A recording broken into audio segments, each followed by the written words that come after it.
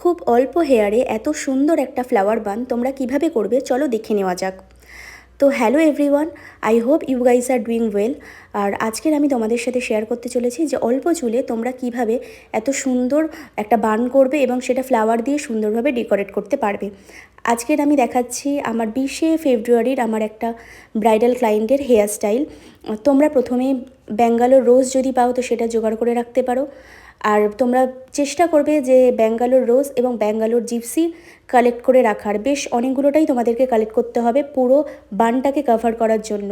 আর জিপসিগুলোকে ছোটো ছোটোভাবে কেটে তোমরা ব্ল্যাক কালারের সুতো দিয়ে ভালো করে বেঁধে নিতে পারো, কিংবা গার্ডার দিয়েও সেটাকে বেঁধে নিতে পারো।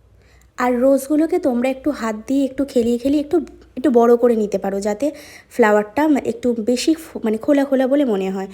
দেখো, ব্রাইডের হেয়ার স্টাইল আমাদের ডান, সিম্পল যেরকম ব্রাইডাল হেয়ার স্টাইল হয়, মাঝখান দিয়ে শীতে কেটে দুদিকে একটু